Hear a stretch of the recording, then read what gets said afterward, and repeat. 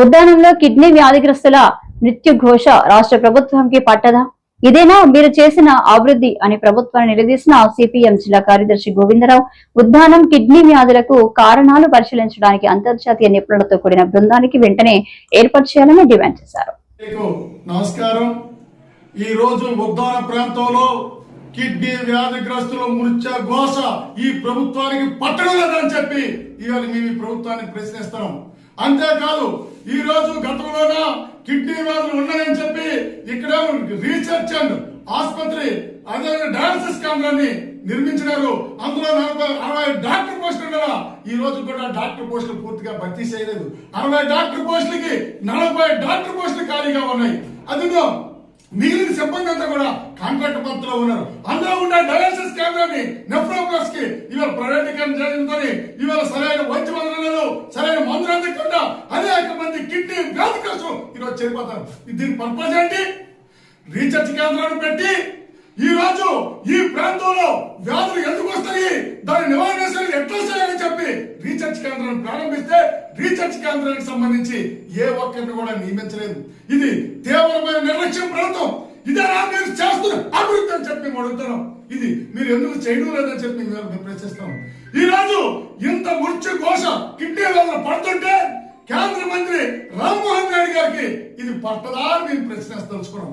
ఎందుకంటే ఇవాళ కేంద్ర మంత్రిగా ఉన్నారు, మీరు కేంద్రం నుంచి నిధులు తీసుకొని వచ్చి ఈ రోజు ఇక్కడ దానికి సంబంధించి రీసెర్చ్ ని ఎందుకు మీరు ప్రారంభించడం లేదు?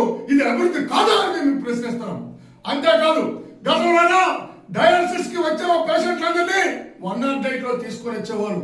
ఈ రోజు 108 ఆపారు. ఈవేళ అక్కడ నుంచి పేషెంట్లు ఈ డయాలసిస్ కేంద్రానికి రాలేక తీవ్ర ఇబ్బందులు పడతారు.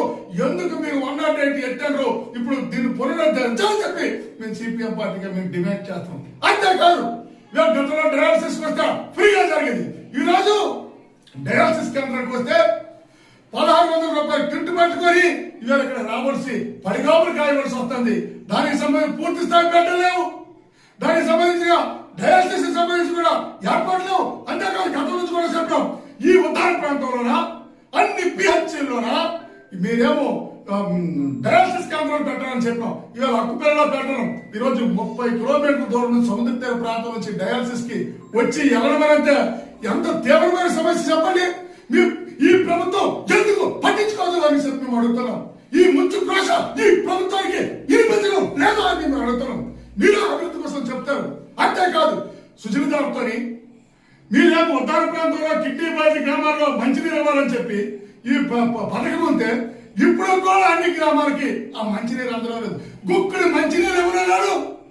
మీరేమో పరమాన్నం పెడతామని చెప్పి ప్రకారం పడతారు. మీరేమో అభివృద్ధి కోసము అనేక మాటలు చెప్తా ఉన్నారు. మీరు మంచినీరు ఇవ్వండి మహాప్రభువులు అడిగితే ఈ వేట కూడా మీరు నీళ్ళు ఇవ్వలేని పరిస్థితి. అందుకోసం రాష్ట్ర ప్రభుత్వం వెంటనే జోక్యం చేసుకుని ఖాళీగా పోస్టులు వెంటనే భర్తీ చేయాలా. డయాలసిస్ కేంద్రాలన్నీ పిహెచ్లో కూడా ఈ ప్రాంతంలో పెట్టాలి. మంచినీరు అన్ని గ్రామాలకి సరఫరా చేయాలి. అదేవిధంగా పెన్షన్ కూడా అందరికి అందే పరిస్థితి లేదు. 3 తీర్మానం వచ్చేటప్పుడు ఇచ్చారు. ఇప్పుడు 6 పాయింట్లు వచ్చే వరకు కూడా ఆ పెన్షన్